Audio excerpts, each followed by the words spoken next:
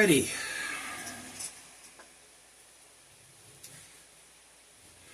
So this is basically the first video for the channel. We've got a customer's gun here who wants to get his original ETU burned out, so he's getting a new V2 parent lighting. Knife. There's my knife. So let's pop this open.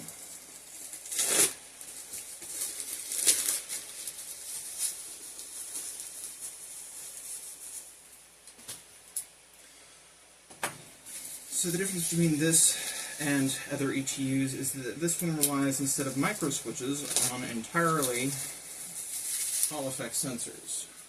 Recent release from Perrin, fantastic product. I've used it myself the other day to test it out on one of my own guns. So you get your stickers, your programming guide, you get your Perrin itself. It also comes with its own selector switch with the magnet already built into it, so that's going to be coming in handy. That's an extra one in case you want to make your own, use your own. You get your standard Perrin ETU magnet attachment for your trigger. That just screws onto the trigger and mounts on the top of it. So we're going to be putting that on the trigger here shortly. That's going to be replacing the old selector plate. We also got our little card here for doing our programming. We'll put the magnet away, just in case I do need that later. Put that in the bag. Just in case. Right. You also get a nice little patch. Oops. It comes with it.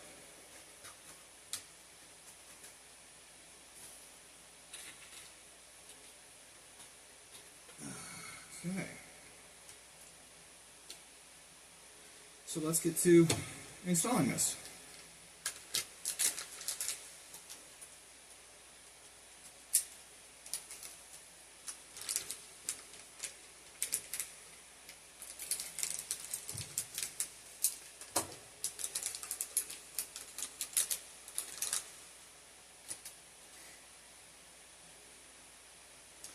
So we're going to put this right there in place of where your traditional trigger contacts would go, or in this case the old ETU. Little bench here. Get these parts out of the left-hand side of the gearbox shell. Pop them over here. And we'll do the shimming here in a little bit. I've got my shims all set out. I've got a fresh tub of silicone grease. This is the kind of stuff that you can get at literally any car shop, so Advanced Auto Parts, anything like that. You can get this stuff. It's just general purpose lithium grease. It's for metal on metal contact. I always keep a tube of that. If you don't have a tube of that, you should get some. It's cheap. It's like 10 bucks. Pull out the sector gear. Take a look at that. Make sure we don't have any wear and tear. Look on the edges. Edges look clean. No teeth broken off. It's a relatively new gun, so it shouldn't have any issues whatsoever. It's got some shims on there. We'll be taking those off later. Got our bevel gear. Got a little bit of wear and tear there on the outside edge, which means that this motor was not properly aligned, or the gear, which we can see right here, does not have a bevel on the outside, which is going to be right there.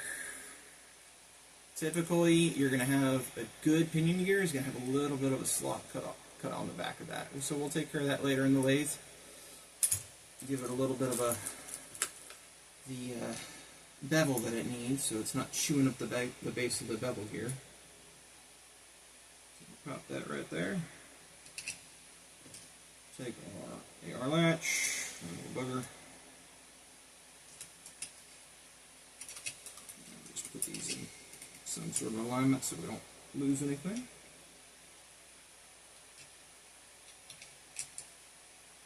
And we'll get to shimming later. Alrighty. First things first, get all the pieces out, make sure we don't lose anything. There, I use a magnet to keep all this stuff together, usually with the triggers separate, because I gotta work on that one a little bit. Get my handy dandy multi-tool screwdriver out.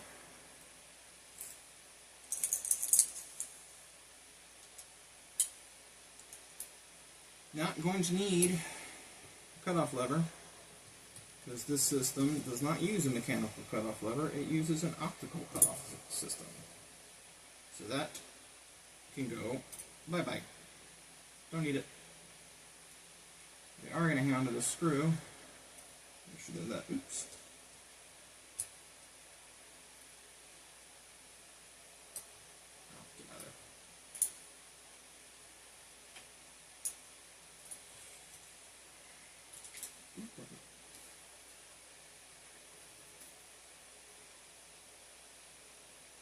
Got it on my pants.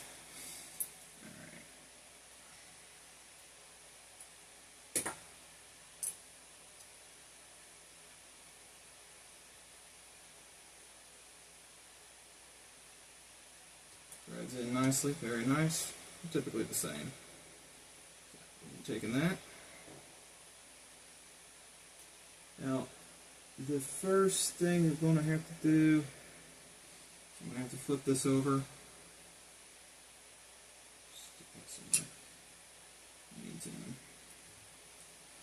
And take out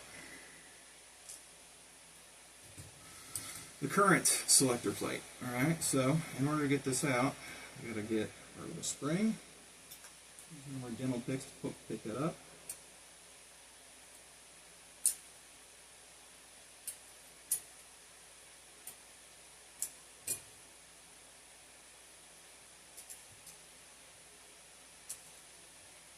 I'm gonna have to use a dental pick, it's just easier. And then this should pop out nicely.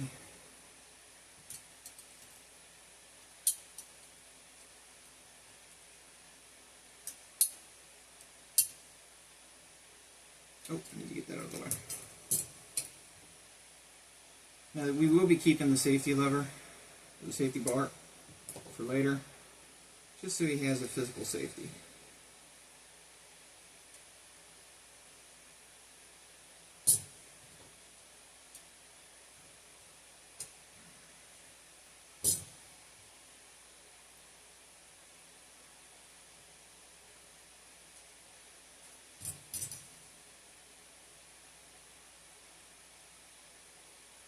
Whatever pieces you can,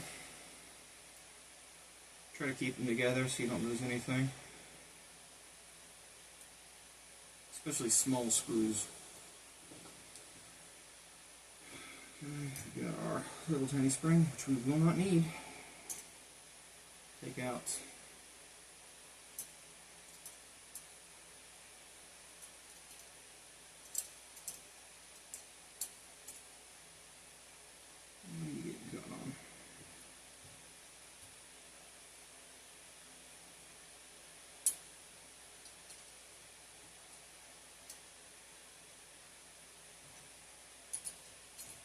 selector plate. We might need to use that later, so hang on to it.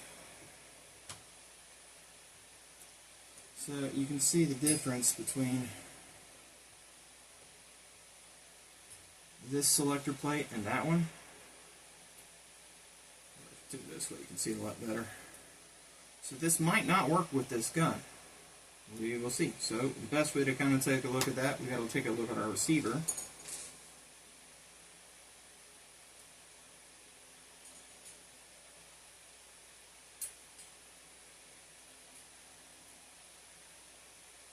Does it look like it would work? Yeah, it looks like it would. But the main issue is the selector plate notch. So typically you've got your selector plates. You look at our little receiver. Pull that up here. Now this one's a little bit different because it uses gears. So these gears connect to each other via a bar, which is right here. And that's how these work. Oops, get back in there.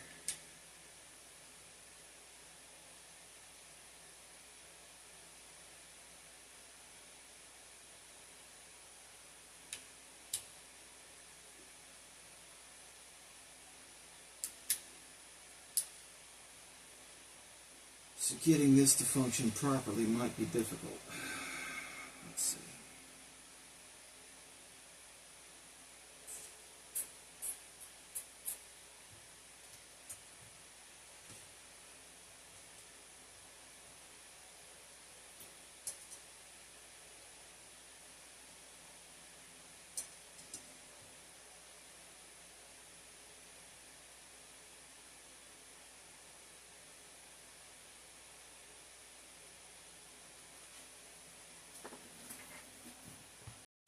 First things first, getting the ETU in. So there's this little notch right there that I got to get rid of because I'm not going to be using that. I'm going to be hooking it to the cutoff lever spot. So that, I've got to remove that material right there, get that off there so I can fit this in place.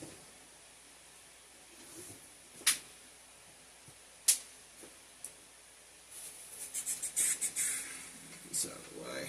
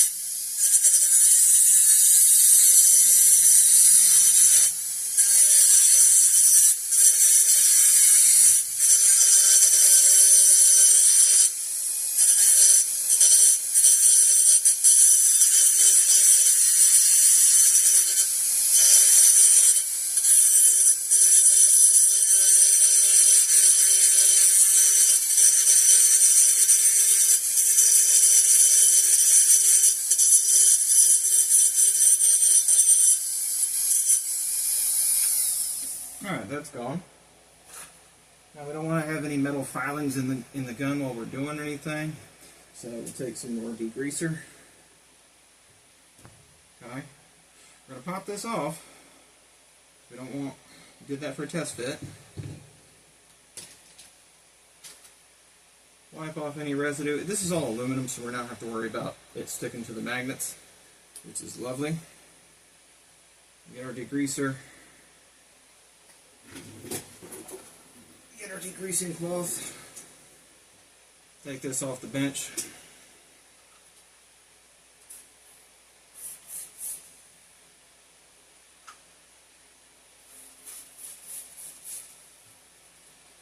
Spray some degreaser on that. That'll knock out all our metal filings. Take our bushings out as well. Make sure we get in those grooves.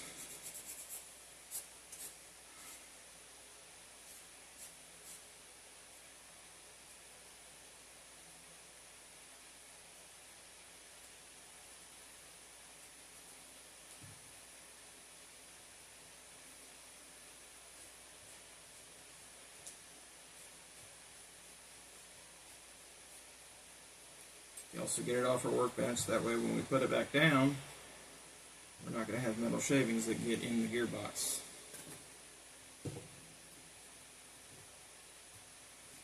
Alright, we got the big stuff. Let's get the little stuff with the microfiber cloth.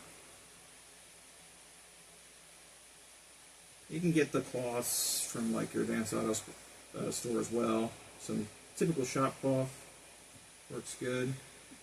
I like the microfiber ones because they get like into the little nooks and crannies of the gearbox. Make sure everything's nice and clean on the inside so that when they're done cycling, the teeth don't pick up gear or grit inside the gearbox and get that into your piston or into your cylinder. If that gets into your cylinder, that ain't good. I need a little bit more.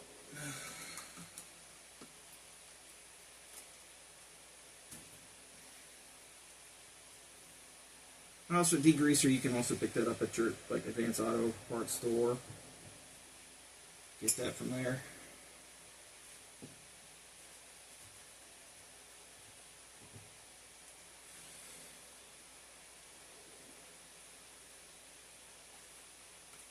Always wear eye pro when you're working with a Dremel. Okay. Bits of metal in your eye is not fun.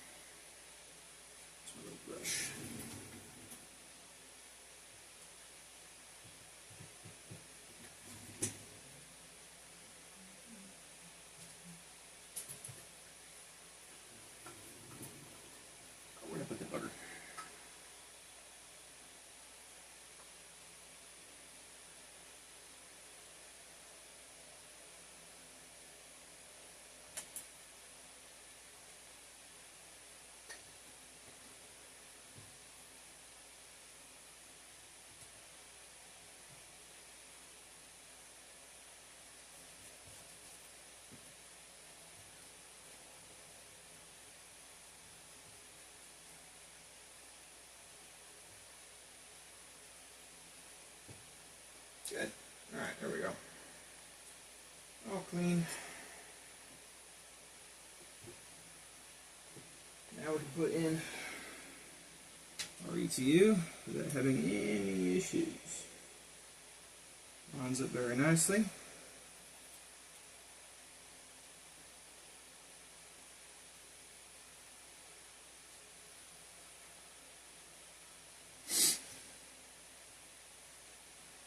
Now once we get this in, we're going to run our back wires first because we want those to be lowest because they're going to be at this point coming up right underneath our pinion gear. Now this one has a little channel for the wires, which is very nice. Let me get that signal wire out of the way. Turn that over.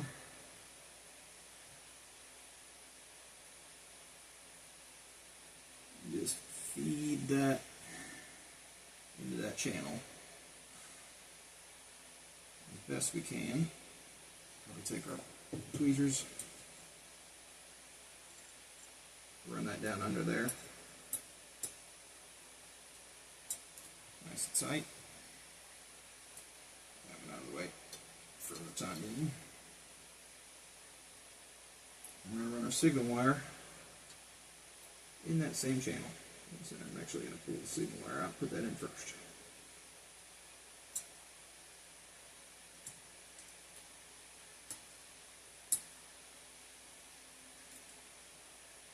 Keeps it tucked away, out of the way of our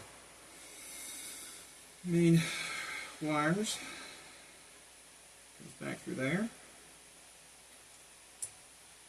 And after that, we're going to run our positive wire down through there. And it all comes together nicely.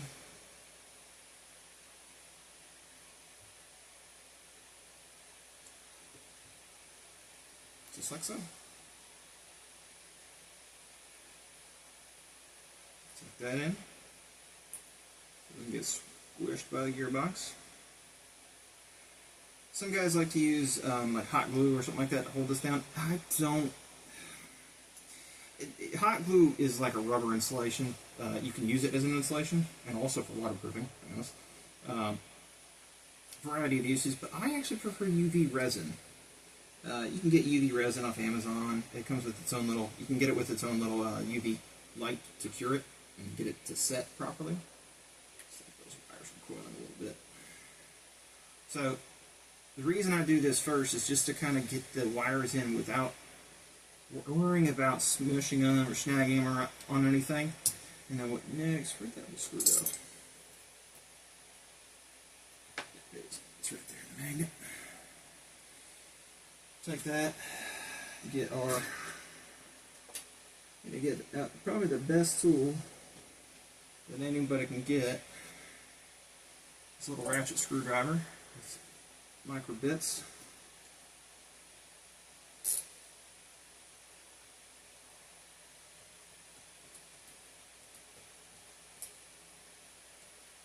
Lock that down into place. Don't torque it too tight because you don't want to break the board. You've got your two optical sensors here that determine when the sector gear makes a rotation. So the sector gears, grab one. So you got your, this is really old and really beat up. This is the old one I just took out of my P90. So you've got your sector chip here on one side, but on the opposite side you've got a cam here, little teardrop shape. That gets hit by your cutoff lever, which sits right there, and as it spins it pops that down on there and disconnects your trigger contact. But this optical sensor is going to be picking that up. So every time it breaks that line of contact like a laser beam, it's going to have a digital cutoff lever built into it.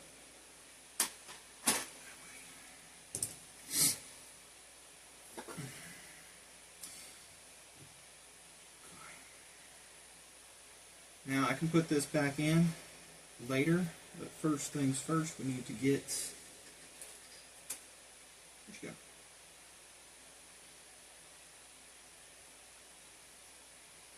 This, and make sure that this works properly. So we're going to flip this over. Don't worry about the wires, it's fine. Make sure that this sits properly. We're not worried about that just yet.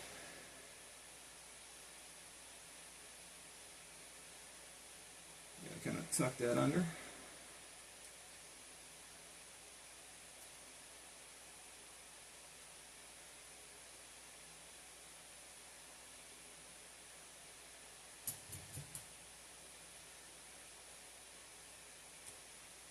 we go. So that sits right.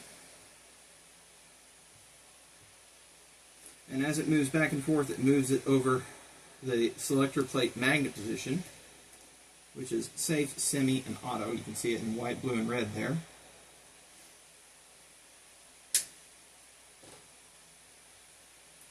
But the question is, will this change work?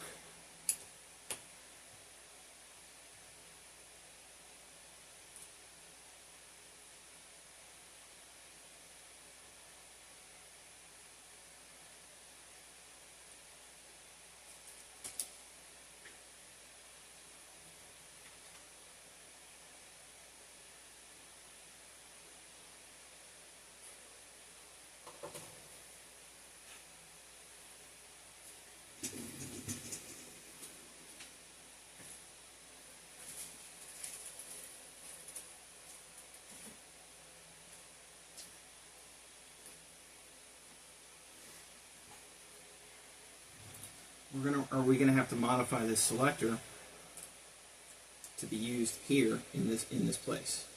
And we've got a magnet for that in that box, as well as a guide to set that up properly. This is lovely. Aaron thought of everything. So I don't like how this is going to set, because I don't think that's going to work properly. So what I'm going to do is I'm actually going to take this out.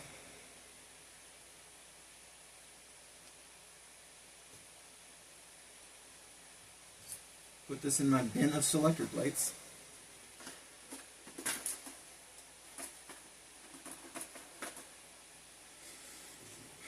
And I'm going to follow the directions on how to install this. So it's got stickers for helping you align it. It's also got a little plastic piece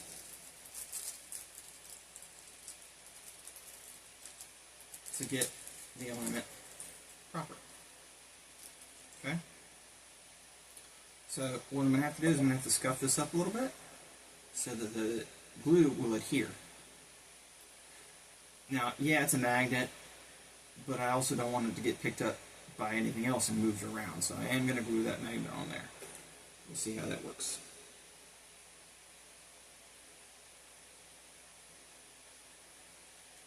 Let's get this on there while we're thinking about it. Don't want it to get lost anywhere.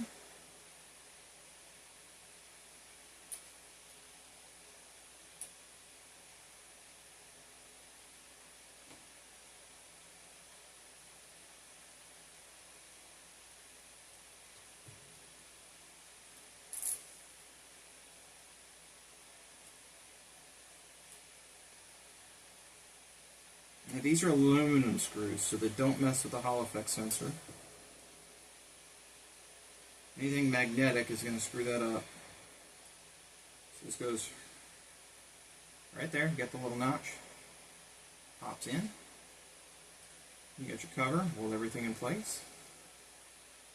Goes right there. Wait. Oops, sorry, that goes right there. Put it upside down.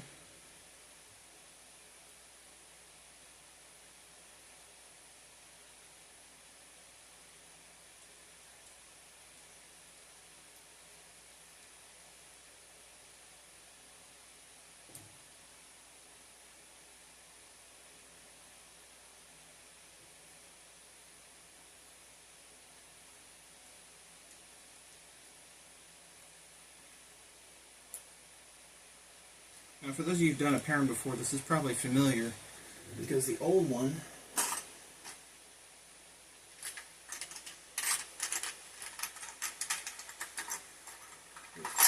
I have one. Oh, yes, I do. Hmm?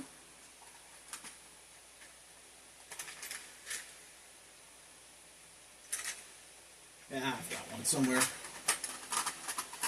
But the old one used to be 3D printed, but now they've gone for mold injection, which is nice. So that's on there. Got the, oop, where'd that go? Ah, hooked onto our motor. Let's not have that there. Put that somewhere else. Put that under the bench, a little pull-out drawer.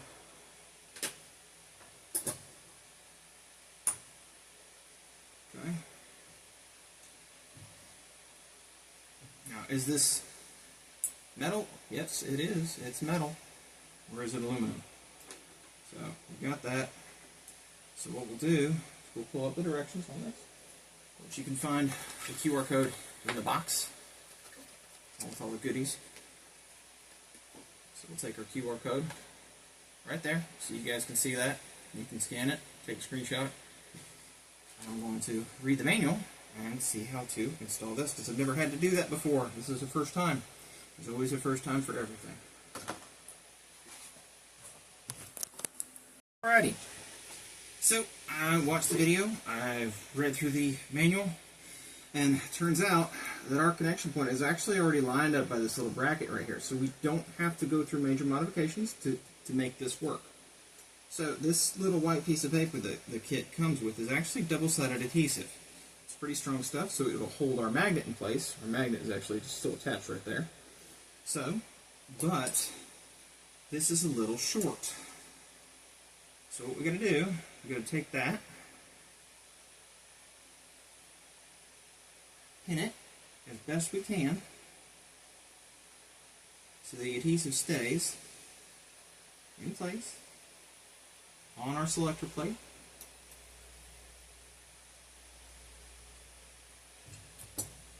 Might need to trim this down a little bit actually.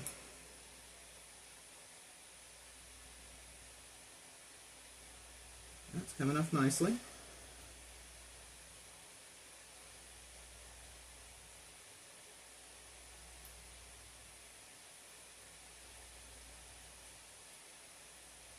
Pull that left. There we go. Take our magnet.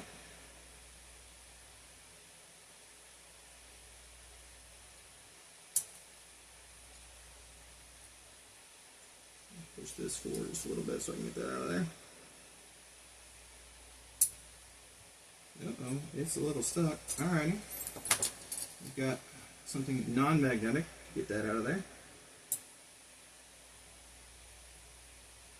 Take my forceps. Pull that out.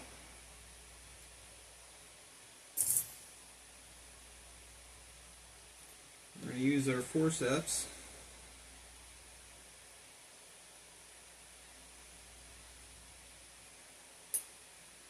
drop that in place where we need it to be.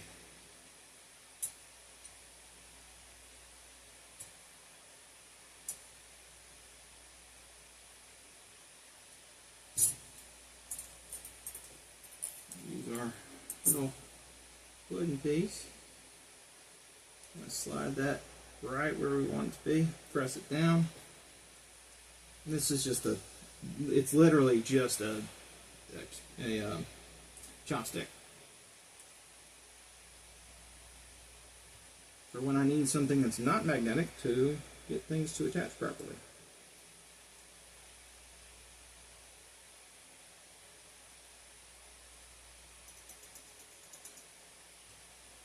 Alright. The other thing I have in my kit tool is an X-Acto knife with several different blades. So what we're going to be doing is we're going to be trimming this off.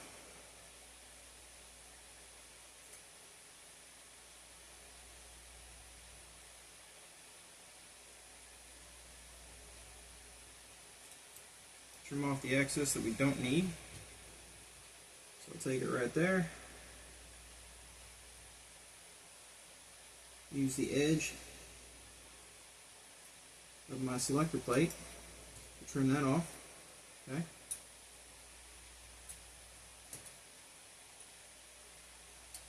Don't need that part. In fact, that'll just get stuck on things we don't want it to get stuck on. Just have to pat that down, flip her back over.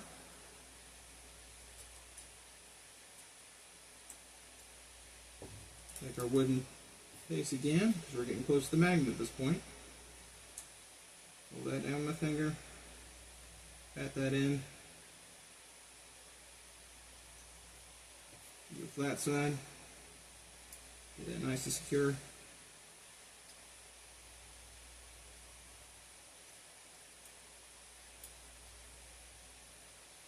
And our magnet's in place. Now, there is another option that I can do with this actually. I can put a set screw in that to help secure that as well. But this is not going to be traveling over anything magnetic. Now the risk is, if he ends up putting this up against something metal and the magnet moves or something like that, we can't have that, let that happen. So, our stopper is going to be the inside of his gearbox up against the safety. That's why we have that. That's as much as that's going to travel. Okay? Right to there. Select the plate. That's full auto. That's single. That's safe.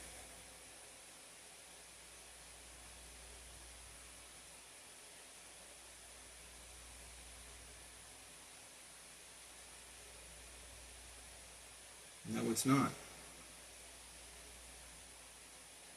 No, it's not.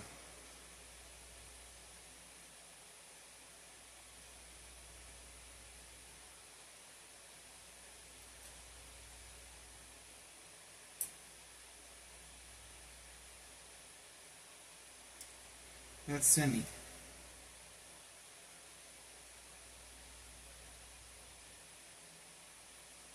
Alright, what does that tell us? Okay, this is why it's important to test this stuff before you say, oh, you're done, you're good to go. Make sure that you got everything sorted where it needs to be. So this, if this is not pushing that bar forward, that's not safe. This thing came with it, so we'll take our magnet off, because that's not the right position. Okay, magnet's off there, it's on our forceps, it's not going anywhere. So what we have to do is we have to level this out a little bit.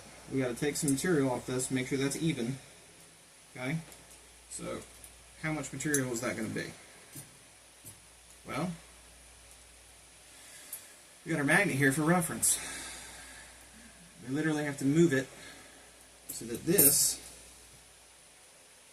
is in line. So we can get that in there. Okay?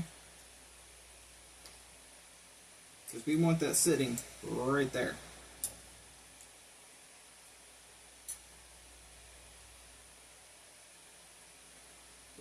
forceps, we know what it's going to be.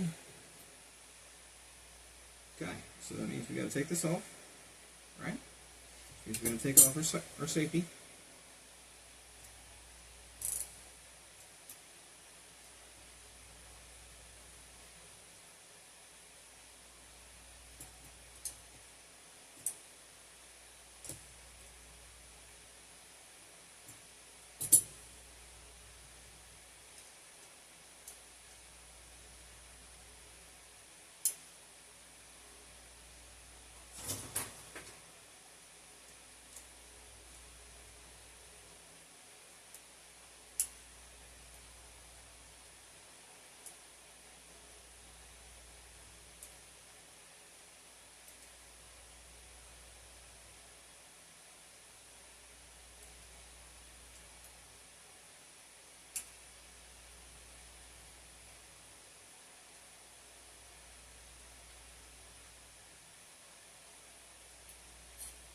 Alright, we got our safety. Take off that double-sided tape.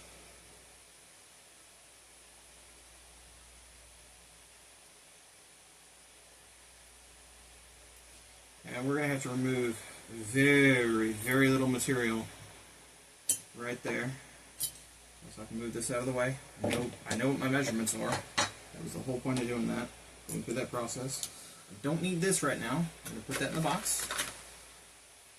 And I don't want any magnetic shavings or shavings getting on it, so I'm going to put that in the box. I'm going to close that up because we got to do some grinding.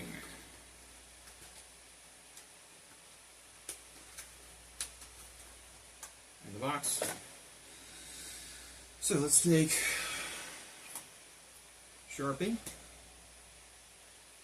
and we're going to use this as our reference, just like they would for when you're doing your machining.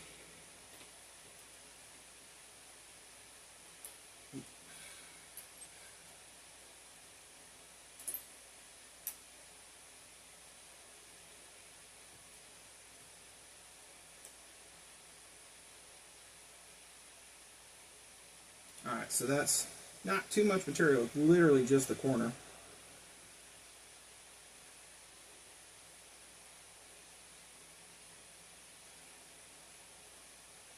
Alright, and we want that little black dot right there to come off. Okay, we don't have a lot of material in the back end of this to work with, but we need to get that out of there. So what I might do is I might just drill that out instead of removing that material by filing. So I'm going to drill that out right there. It doesn't matter how much we take up off the top, so long as that's a circle.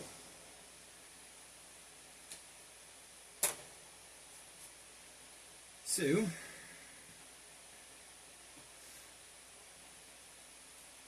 my little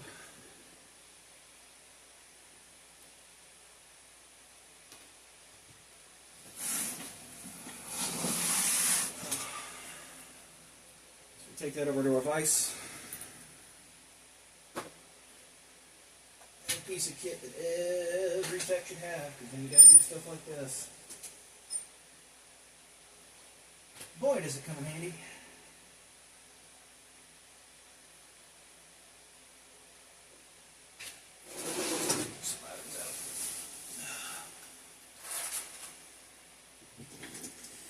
Alright, so the question is, about how big is that?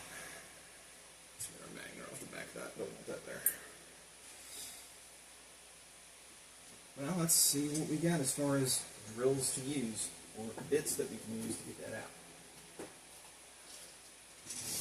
I've got a Dremel with a variety of bits. The small ones tend to break pretty easy, so don't feel bad about that. They're not too expensive. So, kind of measure that up, see where you're going to be. And from the back, I can actually drill this out from the back. So that's probably what I'm going to do. Okay? I know it's right there in that corner. So what I'm going to do, I'm going to take my punch, I'm going to take my drill bit, use that as a punch on my metal bench.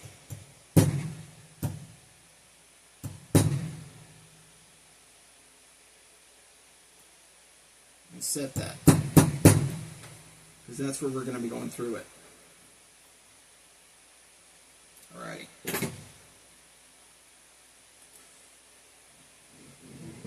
Oops.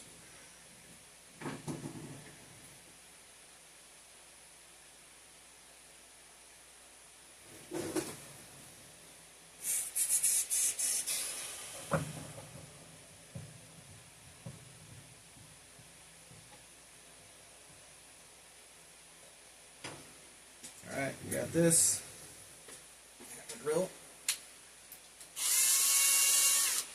I don't want to go quick.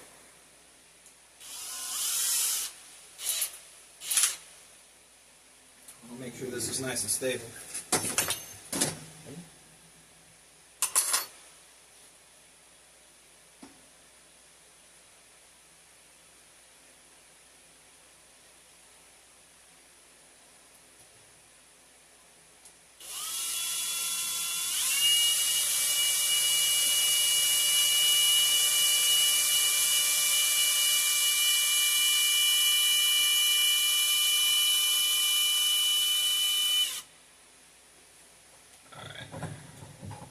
Actually, not going to use the vise. What we are going to use is a piece of wood, because we can't really get a good grip on that. I always have some scrap wood, you can find it anywhere.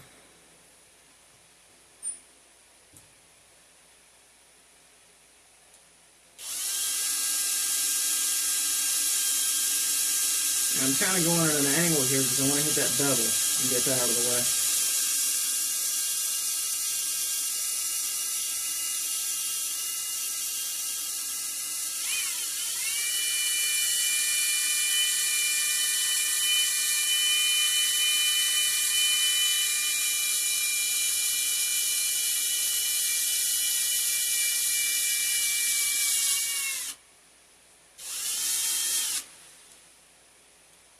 Alright, so we pop through the wood at this point.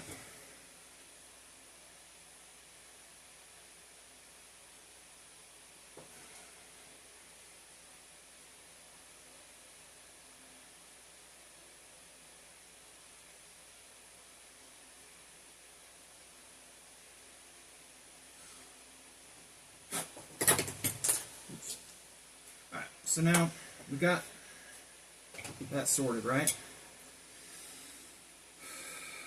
We got a spot to put our magnet in, which is right over there. We haven't lost it. Is that going to be big enough so that that can line up properly?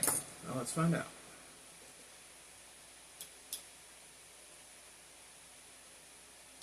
Almost. We've got another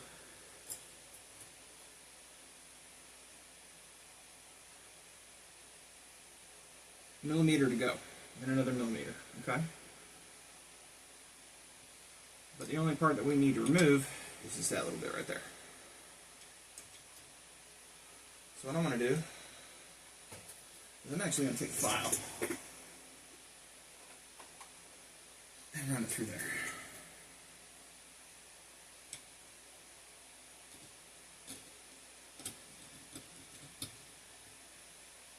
I'm actually going to run it right across the top.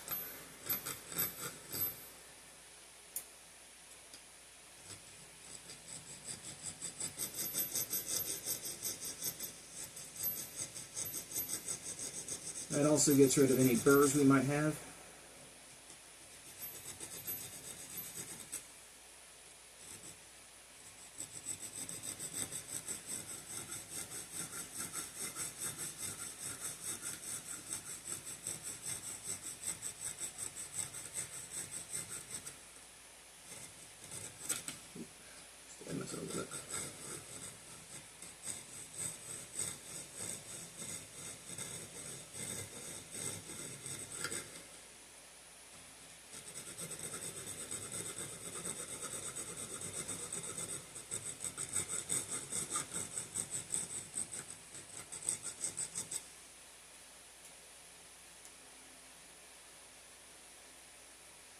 Take a look at how much material we got, how much more we got to go.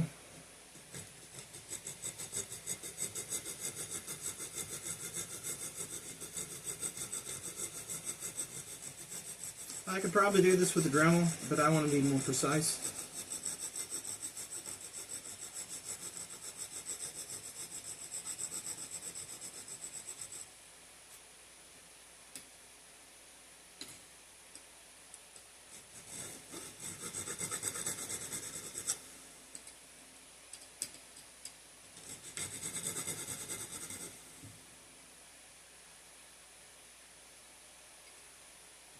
Alrighty, so I've got the majority of that material off there. A couple more passes. Always rotate your file. Keep it nice and fresh. Got one. And files, by the way, you can find pretty much in any hardware parts store. They're going to have one. Let's take our magnet and see how level that is.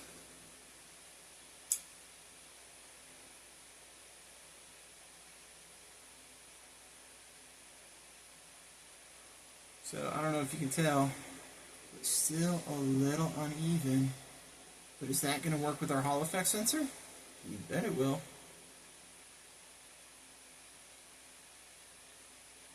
But the name of the game is not good enough, it's precision. Because airsoft guns are precision parts. They're more complicated than a real gun. By far, you got many more working parts in an airsoft gun than you do in a real one. They all got to mesh properly to make sure that they function the way they're intended to. So let's take, where's my other file? We've got a set of finer files.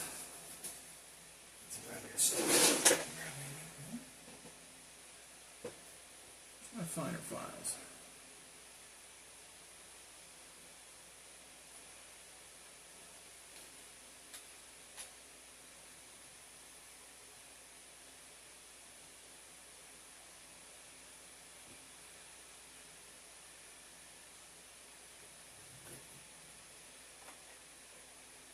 I got a flat one.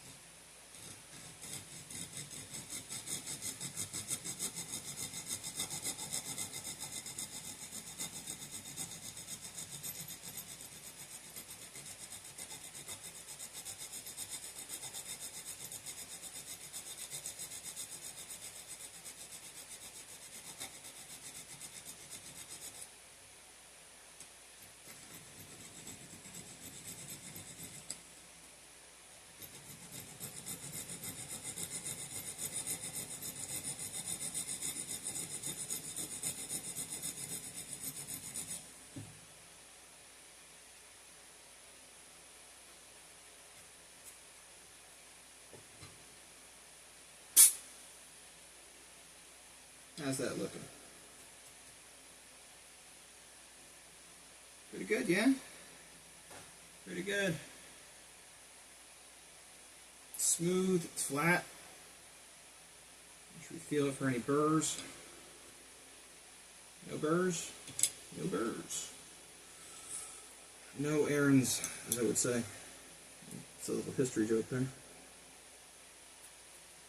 Alright, so that's out of our way. I'm going to drop that down a little bit, down to the edge, and that should fit perfectly. Now, we can put our double-sided tape there. We're going to do this a little differently though. We're going to do it this way.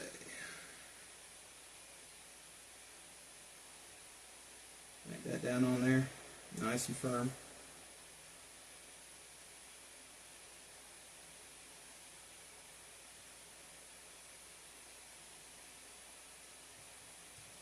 So when we put it in our gearbox, there's no question about whether the magnet is going to stick properly. Got our magnet. Don't lose that little thing. That's important. Where's my shears? I know I've got some shears right here somewhere.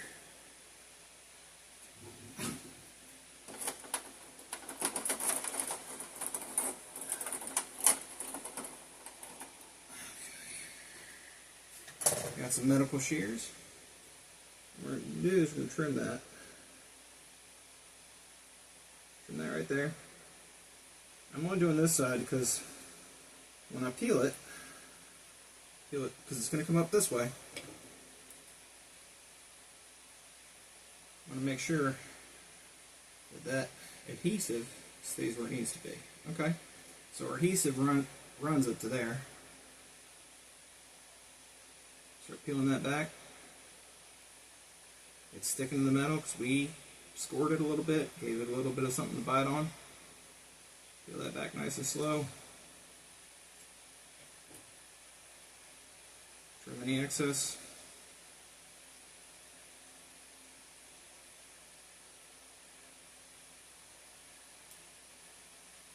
There we go. Alright, so that's in place. We need our other gearbox, other half of the gearbox. We can get rid of our wood. It's just specifically for that reason that we have that. Get our files out of the way, get all the tools we don't need, put them back where we got them from. The last thing you want to be doing is spending an hour and a half looking for a tool when you're in the middle of the job. Okay, got our screw, got our safety. Alright, so we need to put our safety back in.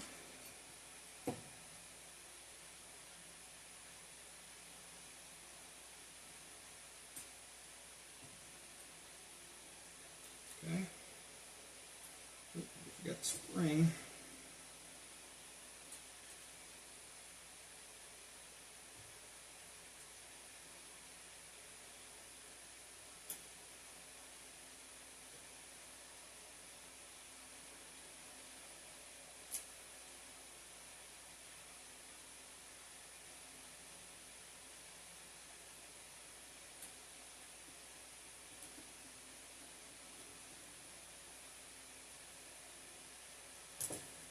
That's in. Flip this back over. Get our selector plate in there. Make sure it fits in nicely. Put down. Get.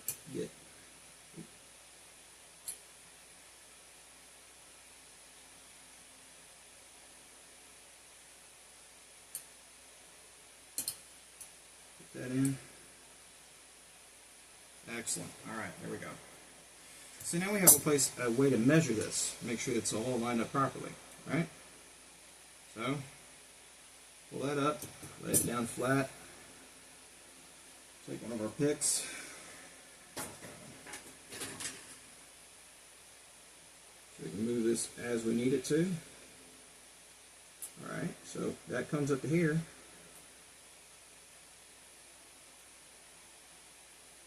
Once that hits our safety point,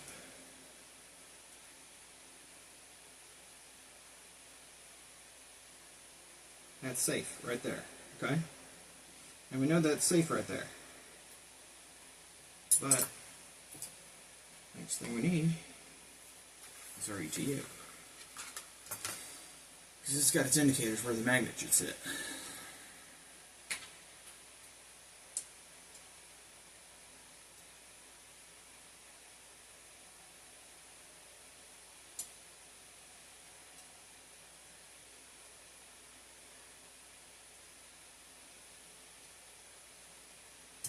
I'm not putting the magnet on yet. I'm just marking where everything should be go. Measure twice, cut once. Alright, so flip it back over. When we're in safe, move that back a little bit. Move the other way. Oh, there's a wire in the way. Okay. So when we're in safe, which is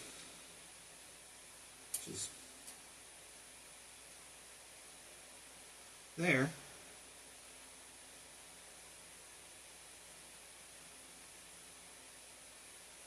we want our magnet basically resting right there. So I'm going to put a little scratch right where the edge is.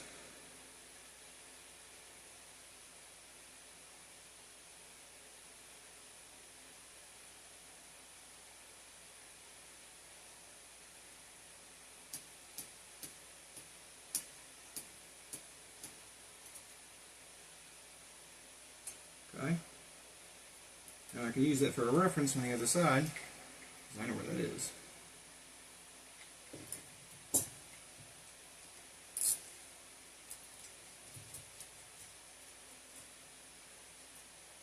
This is not typical of what you'd have to do with an ETU. Most certainly not.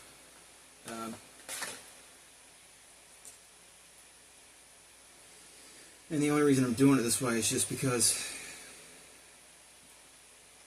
I want to make certain that every bit of this goes where it needs to. Let's put this on our forceps. Not that way. Just like that.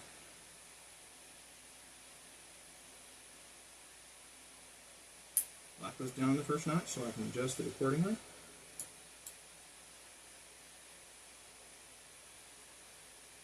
There we go. Right.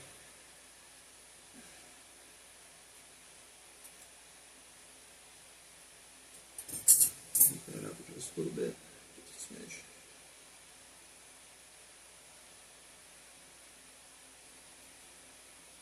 Alright.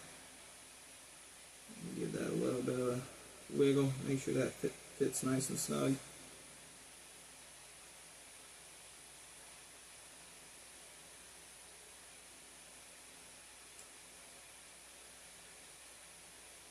And that'll sit there. It's not going to go anywhere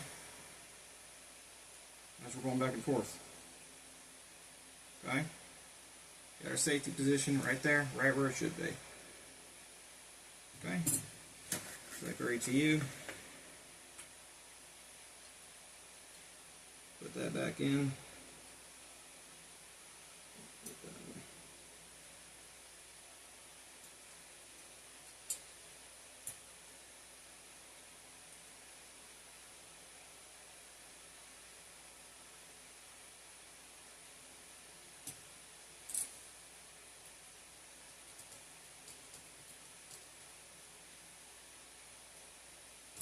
Go.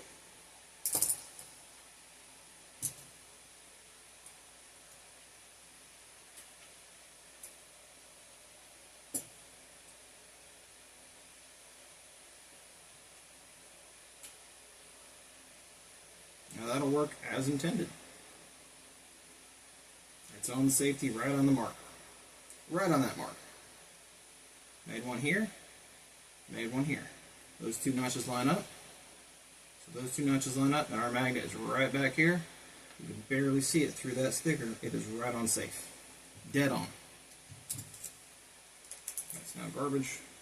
Don't not need that alignment piece because this one did not use it. But I will save that for later, in case I ever lose one. Don't throw stuff away when you're working with airsoft gearboxes. Like, ever. Little springs like this, you never know when you're going to need those. That was a selector spring.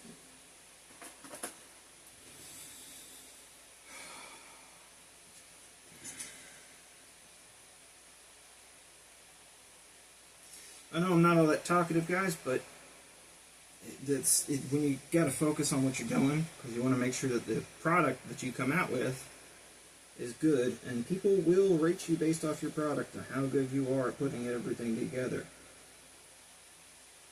Part of that's the knowledge that you can impart when you're talking to somebody, and making sure that they understand that you actually have an idea of what you're talking about.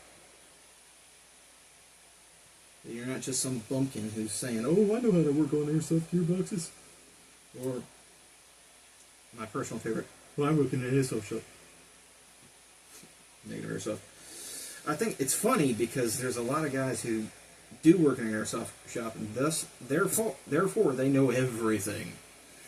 Now, that's not a call out to guys who do work in an airsoft shop and end up working on airsoft guns, because I understand that the majority of what those guns are there for, especially the rentals, is making sure that somebody's got something to play with. And as a result, the shops don't really care about, or the fields don't really care about downtime. I think that's wrong. They care The fields don't really care about how good the gun looks, let me put it that way. They care about how long is it down, how fast can we get it back up. Doesn't have to look pretty, just needs to shoot properly.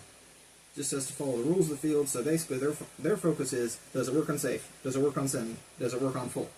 Cool. Is it doing what it's supposed to do? Alright, good. Throw it back out there. Not a great first impression for new airsofters, especially if you've got like the outer barrel hanging off the end of it, and it's the only thing you can see is just the inner barrel poking out from between the rails.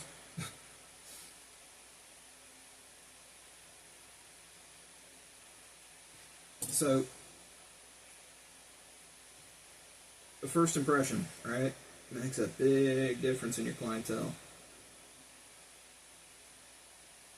Now, for those of you guys who watch Luke from Negative Airsoft, he's the owner of that shop. You'll kind of hear a lot of similarities between what he thinks and what I think. Kind of pontificating while I'm doing this. But that's because we've got similar experiences. Very similar. Now, he's been doing this for like over 20 years. Me, 17, so close, but he was kind of there when things really got started. Me, a little bit after that. So I didn't have the good stuff. Like back when Dick's Sporting Goods sold their airsoft guns, that was my first one. I had the Crossman Pulsar 76, remember it to this day. Had a vinyl or nylon gearbox. The gears were plastic. The shell was plastic. But that's what I learned on. That's how I learned how to do this stuff. How I learned how to take it all apart, get it all back together, make sure everything was functioning properly. And then from there, I got my first JG Commando. Was the first airsoft gun that was actually decent that I picked up. And after that, I was hooked, because that thing actually performed. And I started getting into taking that thing apart.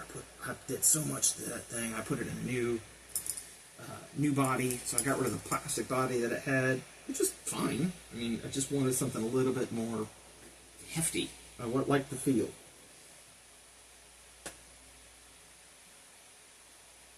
I liked the feel of it. Where's our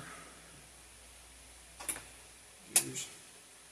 So I'll probably dab. I'm out of resin, so I'm probably going to dab a little bit of super glue on that right there, like literally right there, to get that hold in place.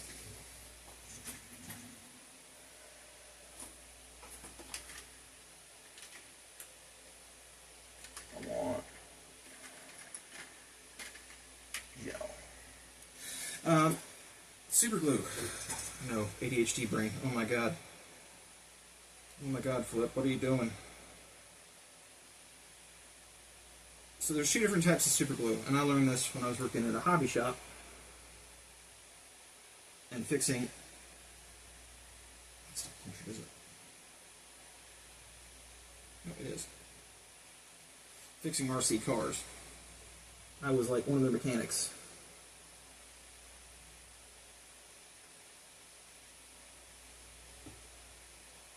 And so you've got two different types of super glue anyways. You've got your gel, and you got your liquid. And then you have thin cement. So gel is for structural stuff. That'll harden, and that'll get in place. And you can also get something called quickset, which is a very nice thing to have. If you want something to set right away. It's like a little spray, and they use it for RC aircraft. That spring is all chewed to hell. Just noticed that. So you can tell here, pointer, the paint off of this is worn off. So that tells me that this is rubbing up against something every time it fires. This is relatively new. But that wear, that silvering, is gone. So either this spring is bending as it's making its strokes, bending, vibrating, and based off the fact that this is the front of the spring and this is the back of the spring, he's got wear all the way across. here to here. It skips over here, but if you flip it back over, it's on this side. So this spring is bending this way. It's bending like that as it's pulling back. So either he's got issues with the spring guide. That's a 4-prong spring guide, so that's pretty stable in the back of this gearbox. Or he's got issues with the piston head. Either way, that scrubbing is probably going to cut into his piston, so it's carving grooves on the inside of the cylinder. So the inside of the cylinder, I don't know if you can see that, or if it's in frame. Let's check. Yeah, it's in frame. So the inside of the cylinder is getting scratched up by the spring. I guarantee you that doesn't have very good compression because of that. So we'll see what he says. Reach out to the customer. Before you do anything outside of your agreed upon upgrades, always reach out to your customer.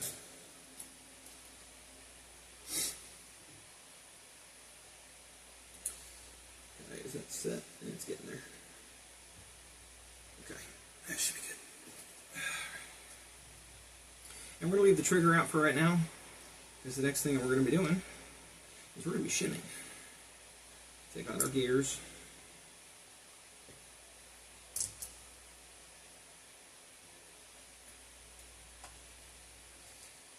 Clean those off. I got a little bowl.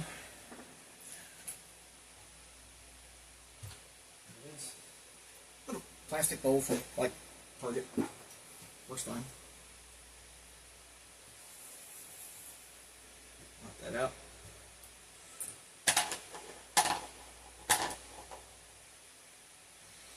You want to get any grease and residue off this thing. Shades in here too. Let's take it. Parts out of the gearbox. Put them up here, out of the way.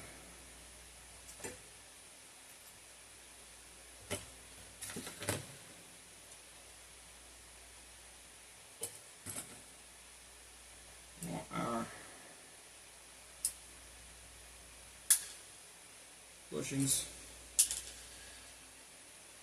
Ooh, that's tough. Okay, well that one can stay in.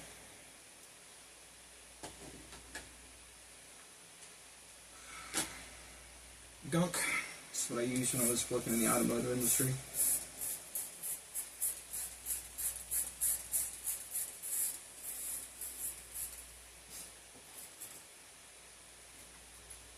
It's got a fan. I've got ventilation in here, so I don't really have to worry about fumes. Because this stuff, by the way, keep this away from open flame. Where's my British? Where did I put that?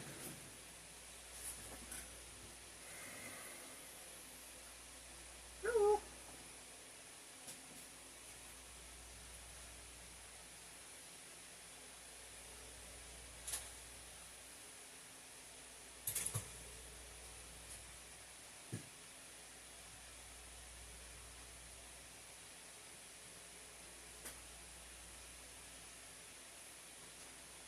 What do I do with my brush?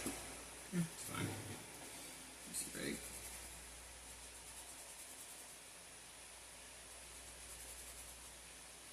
Get all that grease out of there.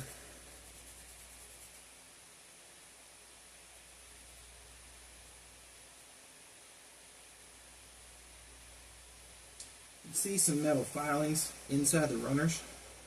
Make sure you get that out of there.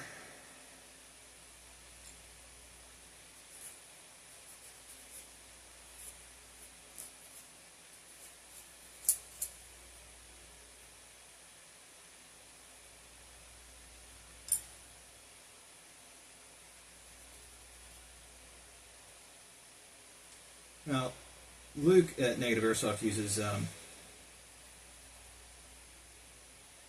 he uses like standard brake cleaner, which works. It does leave a little bit of a stain on aluminum, like aluminum does not like it. But gunk, not really.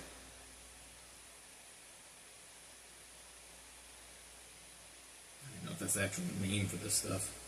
It's just what we always called it. Gunk. I'm glad you get some gunk.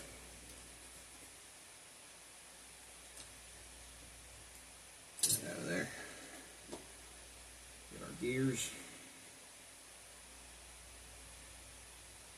I was looking for my wire brush because that's usually really good at getting like the crannies. You don't have to get it all out of between the teeth because you're going to be using.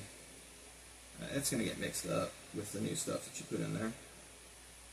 This is our lithium grease. For metal on metal parts, always use lithium grease. Gives it a nice.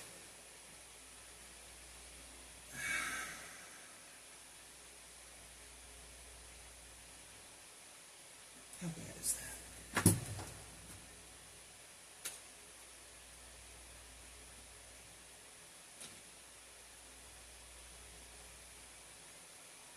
It's the top layer. It's not horrible, that wear. It's still intact. So, we'll use it.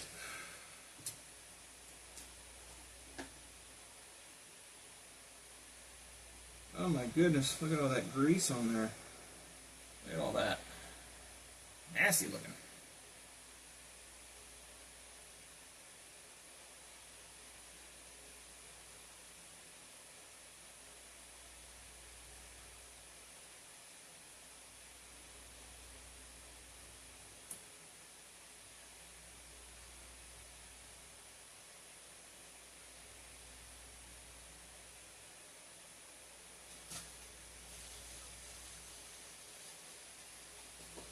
Flush the toilet.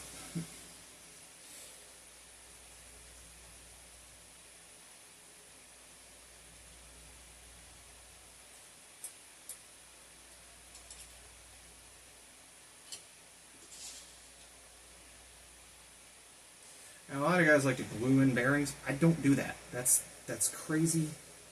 Why would you do that? That should be pretty good, like pressure fits. It's not a pressure fit, it's in the wrong hole. It's not going to work. That, or the gearbox is worn out from repetitive vibration. There we go. See? Clicks right in.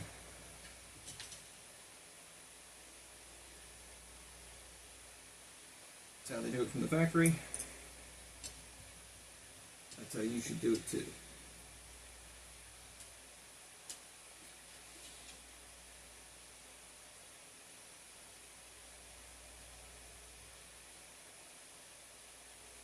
Keep in mind this stuff is kind of acidic, so if you get any open wounds, woo, they don't feel good. Sop that up, so keep that away from open flames. Alrighty. So we got our gears all cleaned up, right? Next part is shimming. Alrighty. So this will be part of a different series. Probably going to get cut into that. Probably around here. So, starting from there, we've taken our gearbox apart. We've got everything installed that we need to. We've got our gears out. They're nice and cleaned off. We've got our bushings. We cleaned out those as well. Got all the grease out of them. Cleaned out our gearbox. Make sure we use a decent degreaser to get everything out of here that we want. Little piece of paper right there. Got it. Alright. So, this is the side of the gearbox that we want to work on. Right here. Okay? Nope. Sorry, wrong side. This is the side of the gearbox we want to work on. Hey, no tech is perfect. So, first one I like to start off with is going to be our spur gear. Why the spur gear? That's our reduction gear. That's what's going to be taking most of the force. So, when that's spinning, it's going to be taking, we don't want that one to be wobbling as it's in there. Now, the other side of the gearbox is going to pretty much keep that intact. But we don't want it to be shifting up and down and losing a good mesh. Because all that we have to work with is right there. We want to have just a little bit of room. Not too much, just as minimal as we can. squeeze all over this. So I got my box of shims. I have a dedicated box for these. I've got my standard shims in the back. And I have my engraved ones, my nice ones that I get from Brill Armory in the front.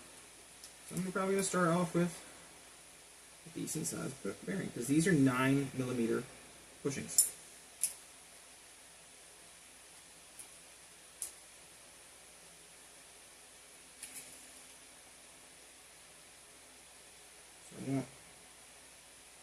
So I've got a couple that are designed for 9mm gearboxes, and I've held on to those. Okay? Look at that. Less wobble, more precise, sits on there nicely, nice and flush, and that'll be our bottom bevel. That'll be our bottom shim. Okay? Now the top one, don't really have to worry about that too much. This does kind of pinch enough, but the first one, or the last one that I use, is also going to be a 9mm bushing. The original gearbox did not have these, by the way. It had the standard 6 to 8mm bushings, which is wrong.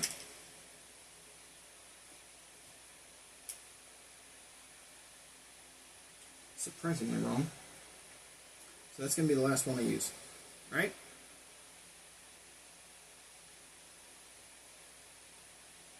And that's what? I'd say it's about 2.5mm. No, 0.25mm. So probably start off with a big one, because this one is probably not properly shimmed to begin with. And then we take our gearbox shell, plop that on there, make sure that the alignment pins are lined up. Oh, I need to take out my safety. Can't have that in there.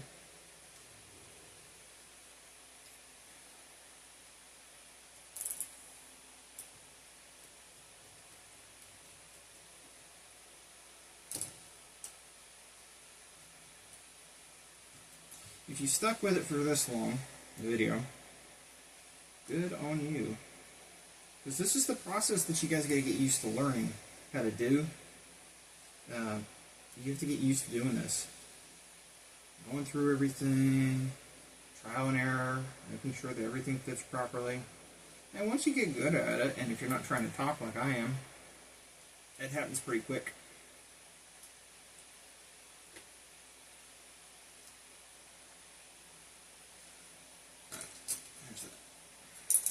Oops. Shoot that a bit much. Okay.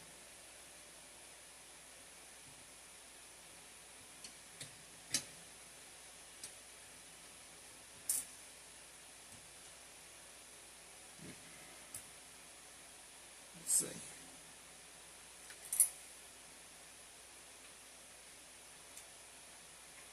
Is that biting? Is it free spin? Got a little bit of resistance.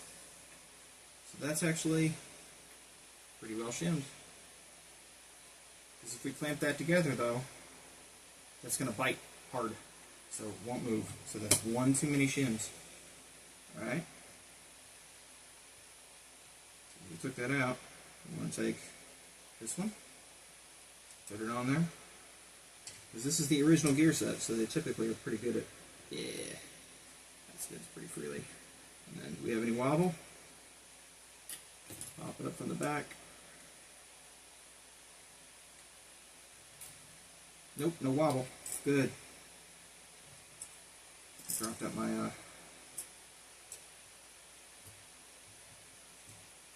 bushings.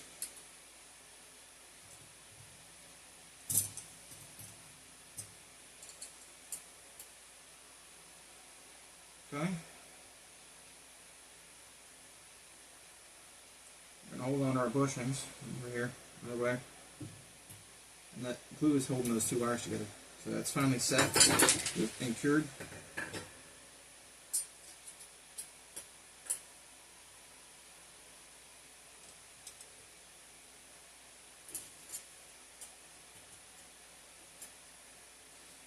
next step is our sector gear. Alright, so sector gear looks good. We've got clearance. We need to make sure that our Victor is set up properly. So what we're actually going to do is we're going to take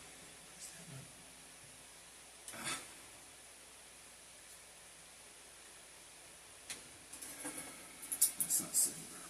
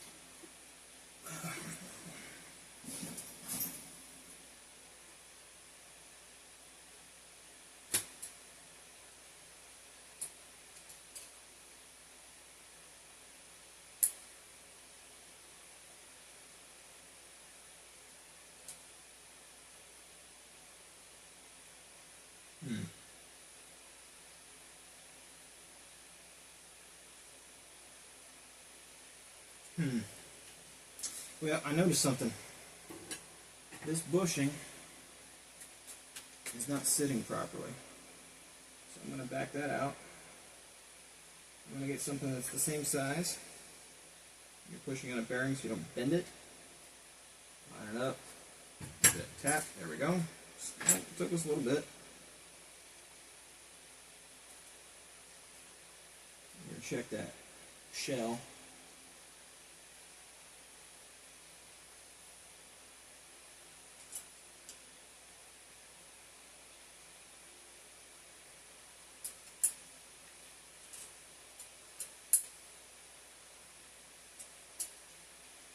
Make sure everything lines up.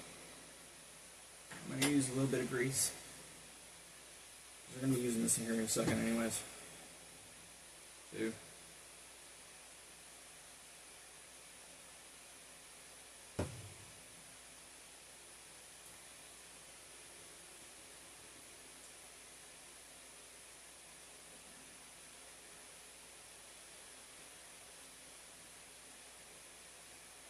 Kind of coat our gearbox a little bit. And it also has the added benefit of holding in our bushings. So we're not going to put in the anti-reversal latch just yet. We want to see where everything sits. Okay?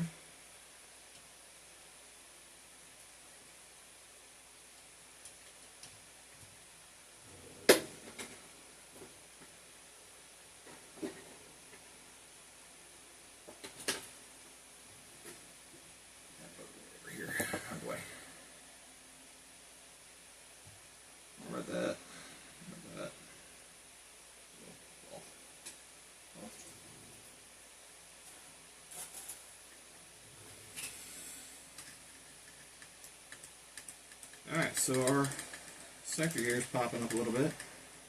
I'm going to put some more shims on that. Okay. Use the big one. Start off with that. See how that puts things. Is our gearbox shell closed up? Yeah, it's closed. Yep, almost. There we go.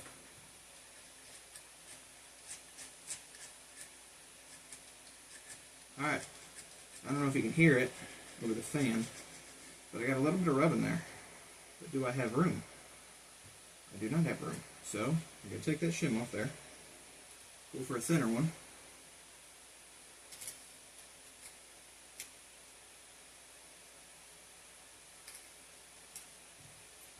And then put one on the back.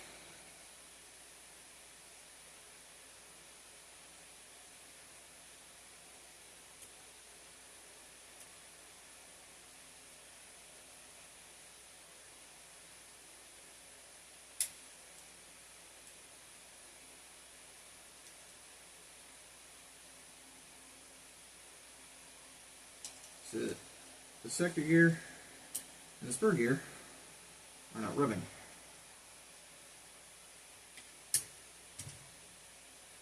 I notice we're only starting with the top two gears.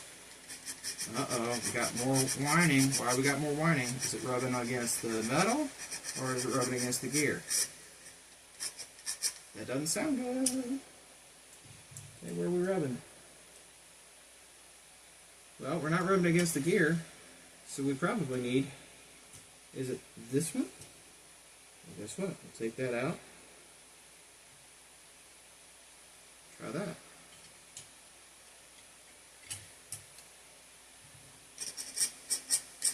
Part of it was.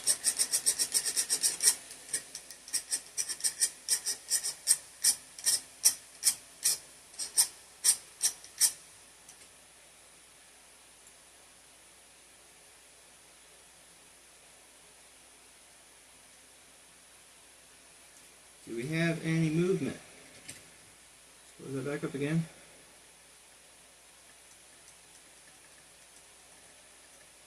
I can go a little bit further, so I'm going to take one of my point ones, and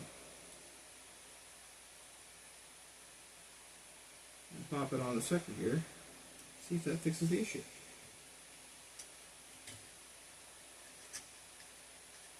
Oh, listen to that. That was it. That's so much quieter.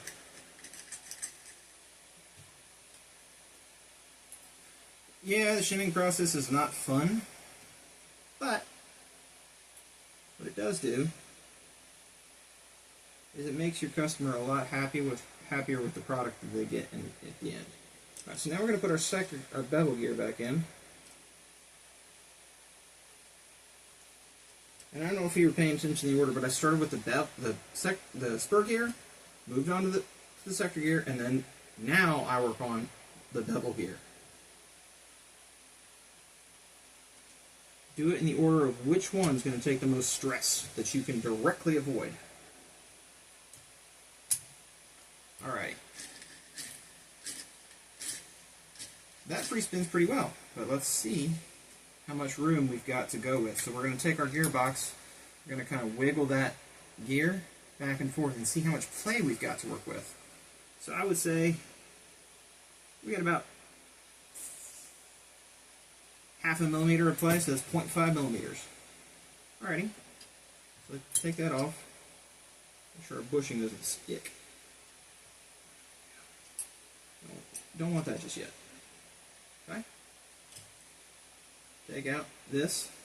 Now if we got play, we want to see where things are lining up, so we kind of look at it sideways a little bit. See if there's any scraping. Yeah, there's some scraping. Okay, so we're going to want to pull that up a little bit. So we'll take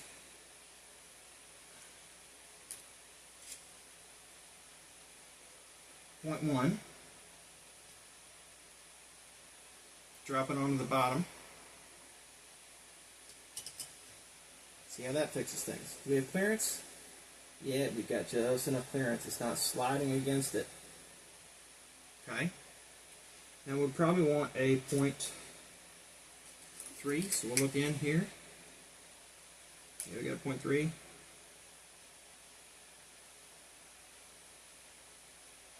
Or 0.25. We'll see which one works better in a second here when we close this up.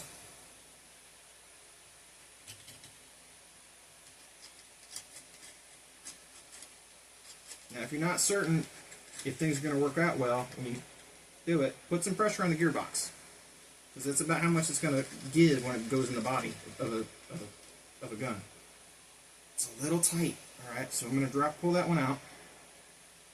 I'm going to put in something a little bit thinner. Ooh, there's a 0.2. How about that?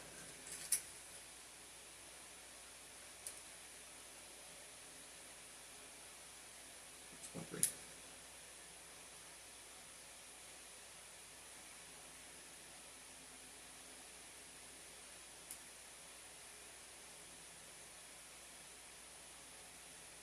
I'm at a 0.15. Let's see how that works. Let's go on the low end.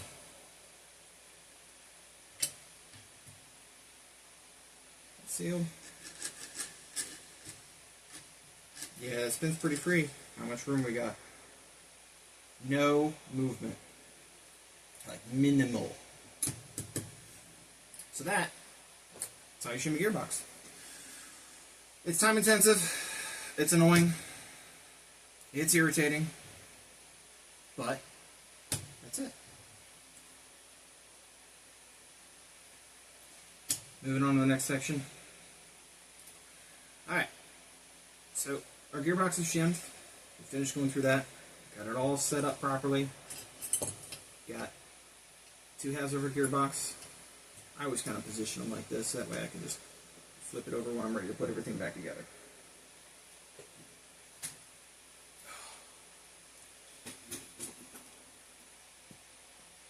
We're back.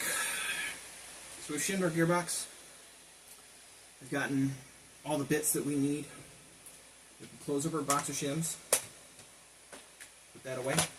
We're done. Don't need to shim anything else anymore. The next part we're going to do is we've got to put our gearbox back together. First things first. We need to check our compression. So we take our piston head, cylinder, and cylinder head, and the nozzle. We're going to pull that. Ooh, that's actually not a bad sign. Pull that back. And take the piston head off, or cylinder head off. We're going to take a look on the inside of this. Make sure there's no scratches on the inside so that we've got a good, solid seal on the inside of our cylinder. Make sure that's not scuffed up and scratched. We hold that up against the light. Hold that up to the light. We'll clean it out with our degreaser rag. On both sides.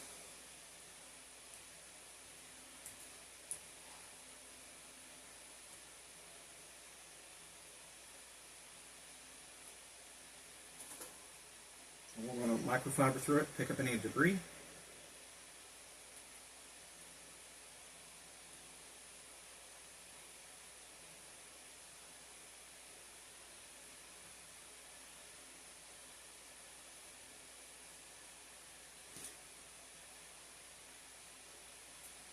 How's that look?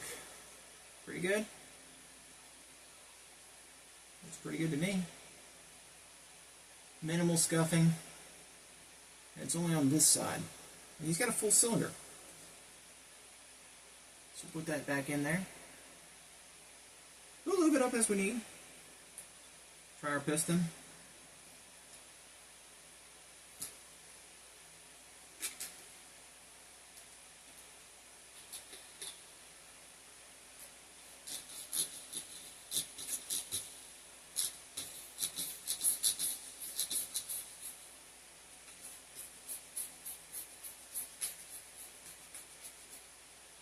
It's okay. It could be better. Alrighty. So what we're going to do is we're going to take our piston, which is already AOE corrected. We've kept everything in here. It's got a shim right there between the piston and the piston head. What we're going to do is we're going to wipe off that grease.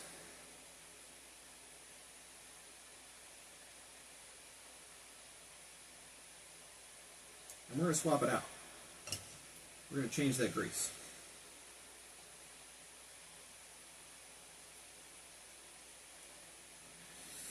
This is a part that a lot of technicians, new guys especially, there's something they love to use, and that is PTFE tape. PTFE tape is for water gaskets. It is not for air gaskets. What you actually want to use, and I got some of this from e-bike, I think, or Brill Arm. I can't remember where I got this stuff. This looks like standard grease, but it's actually sealant paste on the parts that don't move, like our cylinder head. Take some of this,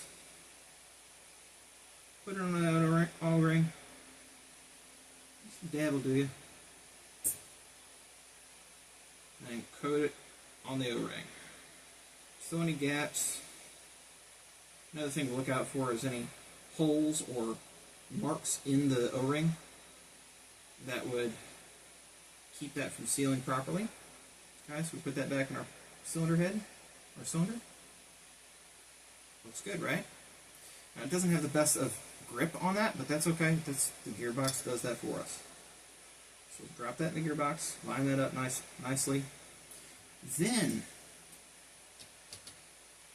we'll test our air seal.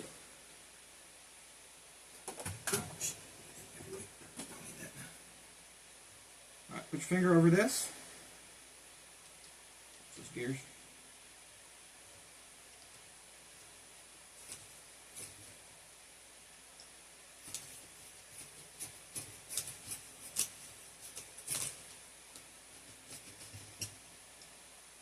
Okay, is it the nozzle?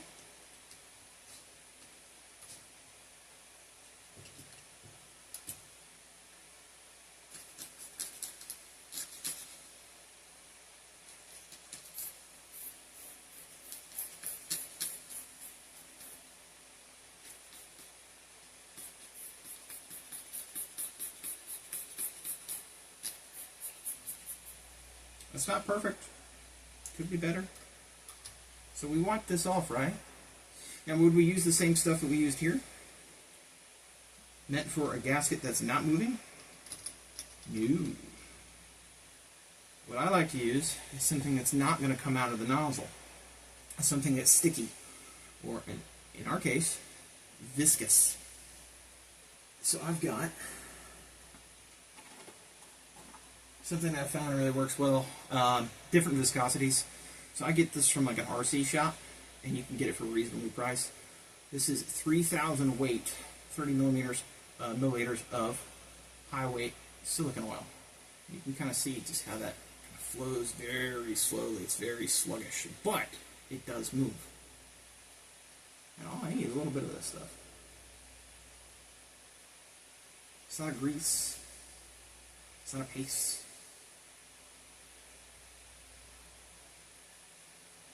I like this stuff on O-rings. I'll let it soak in O-rings. Let O-rings soak in it. Keep them from perishing if I have any O-rings that I have left over. And then guess what? Oops. Get out of the way.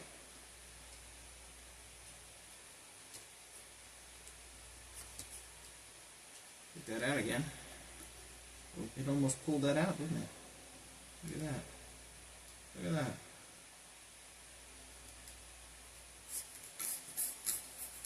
That's consistent.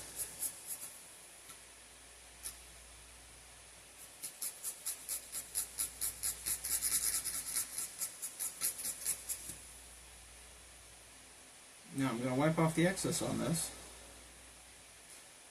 We see a problem with this system. This is supposed to be a one-way valve, right? So that means his piston head is not doing what it's supposed to be doing. The leak is the piston head. We've already taken care of this. This is not going to leak. That grease is thick. But our piston head, so we're not going to charge this guy for it. He's on a budget. We're going to take a look at our piston heads that we have in our parts bin and see what we can replace this piston head with. Because the air seal is not good enough for my standards.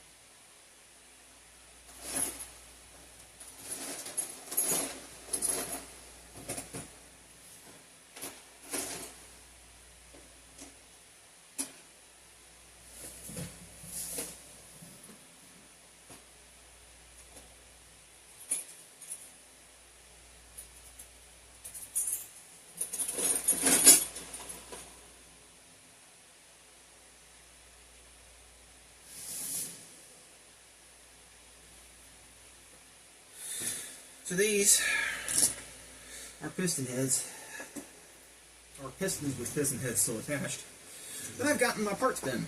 This one's actually really bad. It's like, but that doesn't matter really. So it's got a screw in the front. It's got a screw in the front. Same diameter, thereabouts. Same distance. Close. Not bad. And this one's actually got a notch for the one-way valve, which is nice.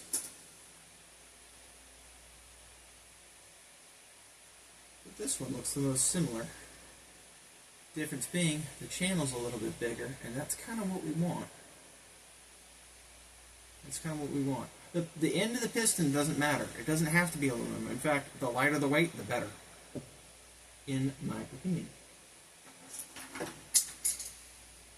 But my opinion is about 17 years of experience, so take it with a tiny grain of salt.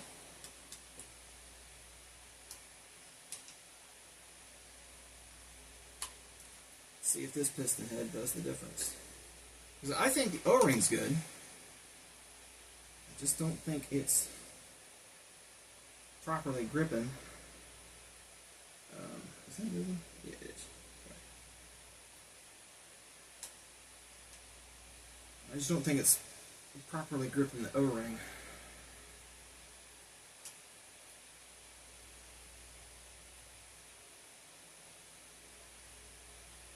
Is this a metal rack? Yes, it is. Okay. We'll hang on to the piston rack.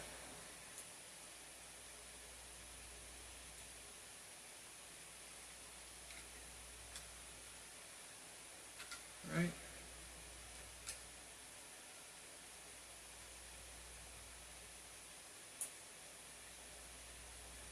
It doesn't seem to be wanting to come off.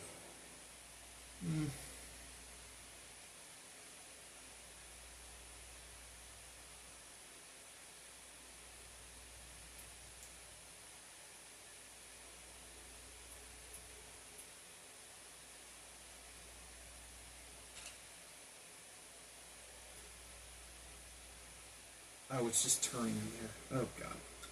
That's annoying. Oh, they super glued it in. Okay, well, I can't get that one out. Let's see if I can find another one. Will this work? This two-part piston head.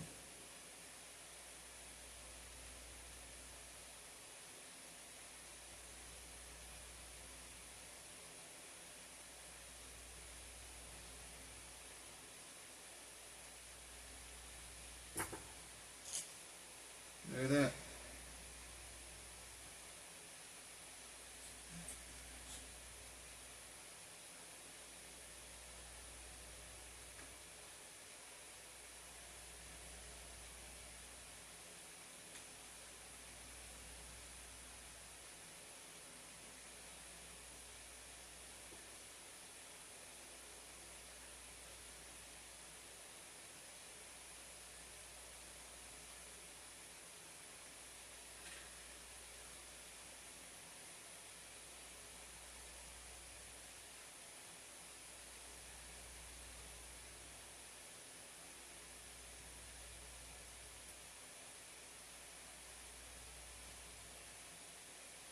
It's not a bad looking piston head. Will it sit about the same? Looks like it will.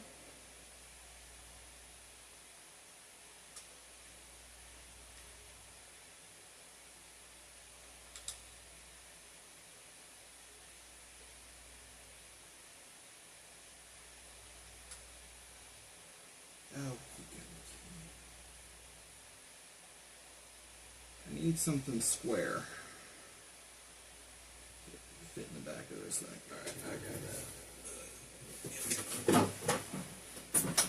I know what they did. Try to make this proprietary.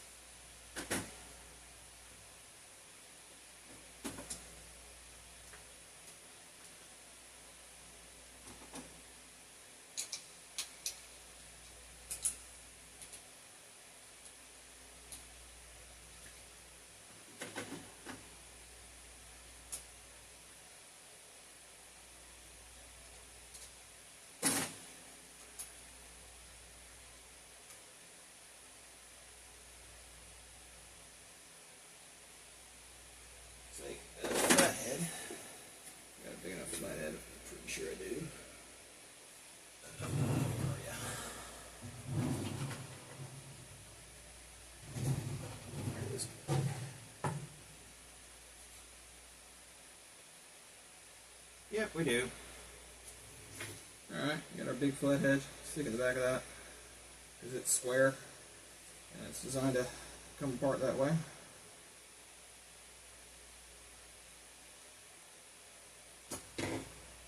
Oh, look at that. It's a little washer. For AOE correction. That's how you do it properly. And that is the back of our piston. A lot of companies do that, so they just free spins. We're going to do it differently. Let me take this.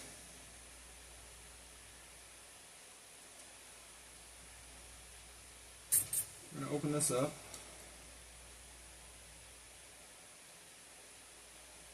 A little bit.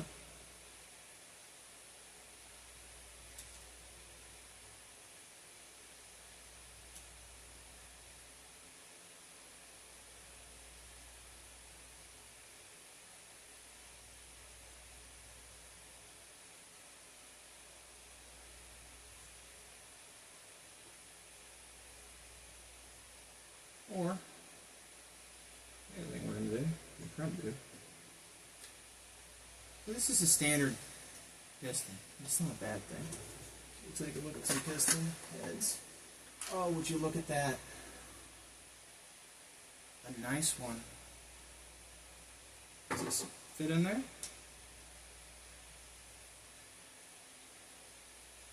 You better believe it does.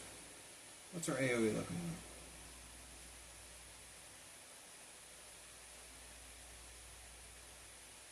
Bang on. Alright. So put that shim back in there. Right there. Cool. I know I said I like the plastic ones, but I don't have one that'll fit it. So I'm going to use this. Now let's check our compression. I bet it's better. No. No. Alright, well, let's try a different cylinder.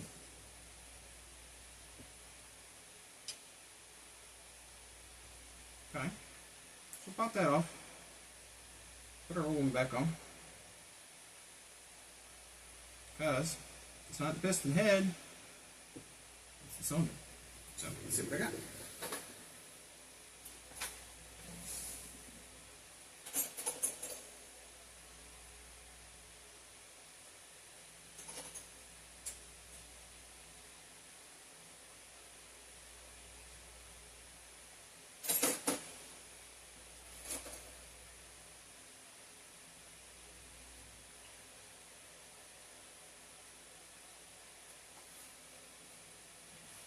A little bit different.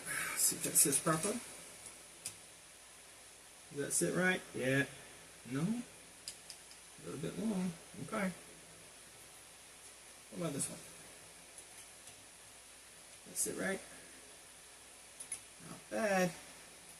And so that cylinder's pretty good. And also, for his barrel length, he's over volume. Get into that in a different discussion, but this, you don't want a full cylinder.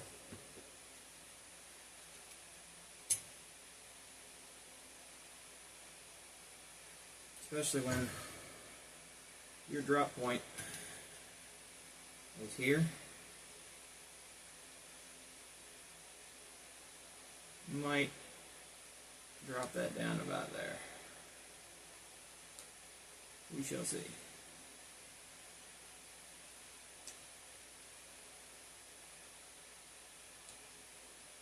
But I'll get back to you guys when this is all put back together. Alrighty, and we're back. Everything's back together. We got all the bits and bobs. So this one's a little bit difficult to get together, so I was making a lot of grunts and noises when I was putting this back. But we've got safe, semi. The motor in this thing is really strong, so it tends to jerk. But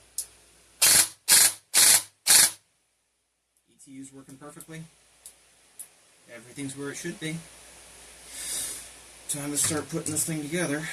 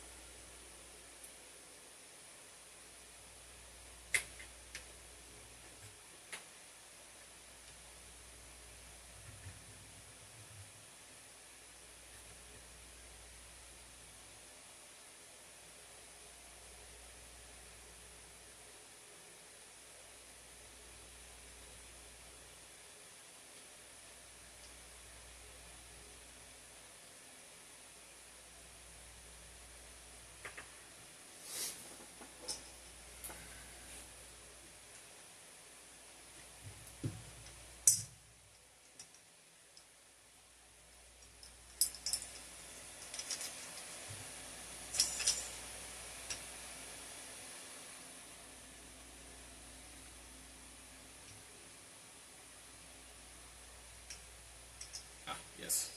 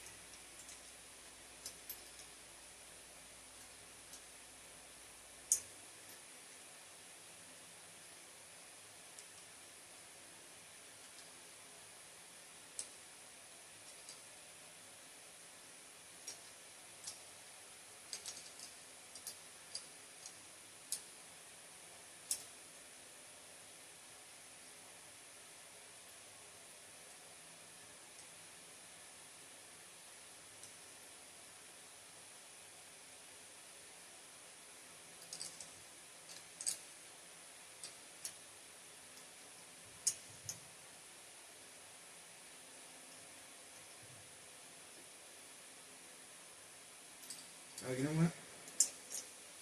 Let's change that screw out.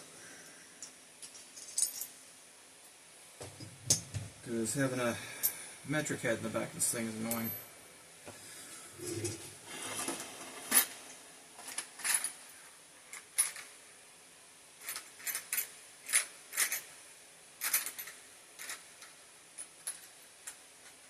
But I don't really have much in the way of options, so I'm going to stick with it and grab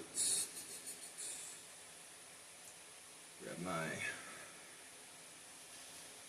extendo, which is a group of connectors, which is around here somewhere.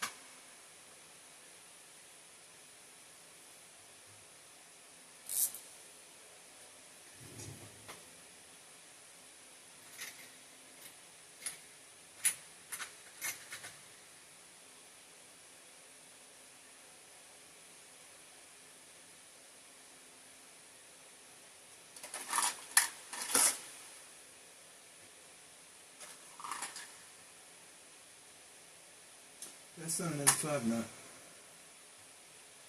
That's not an M5 screw. Yeah.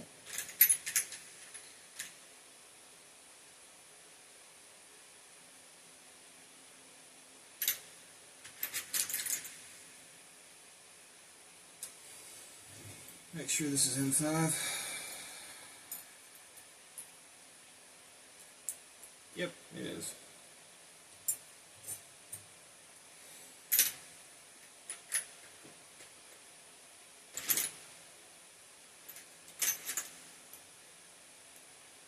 we'll do is we'll cut this down to size. So we can swap out Allen key, Phillips head. That's the last part.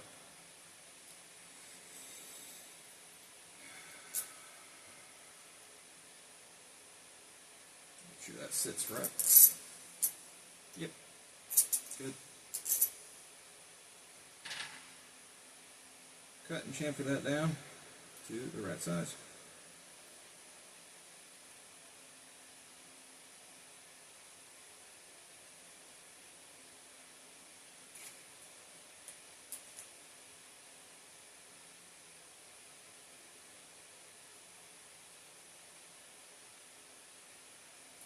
Mark that with a Sharpie where we're going to cut it.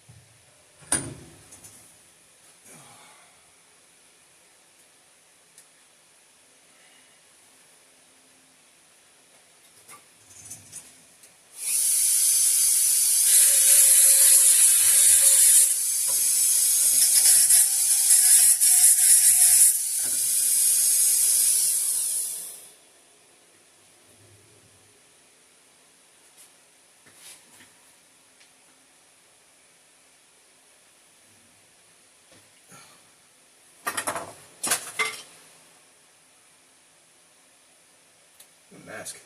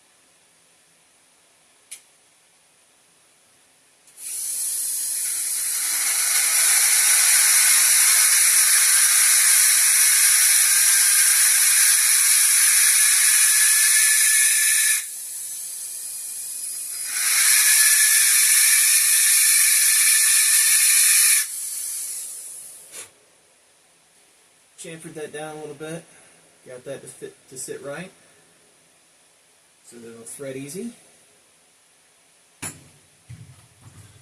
Got a bit that works pretty well for that on my Dremel.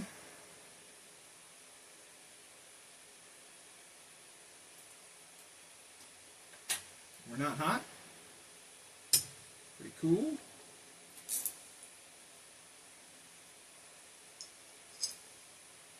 That line up the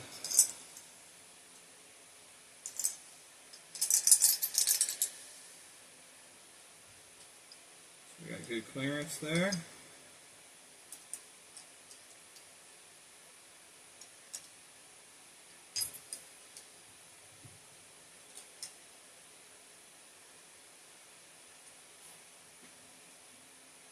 So I swapped out the screw in the back from this to an Allen key to a Phillips head screw.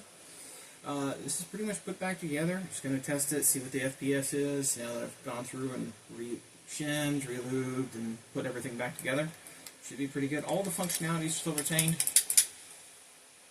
Semi-safe, full auto works because we did all that measuring. We're going to put our pins in, get all our screws in there, make sure everything's good to go. But yeah, that's one gun done.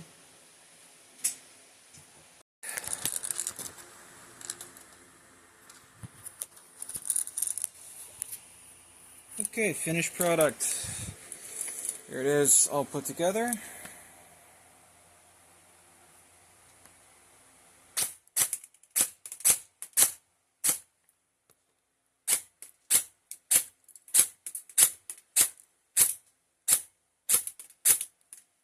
And full.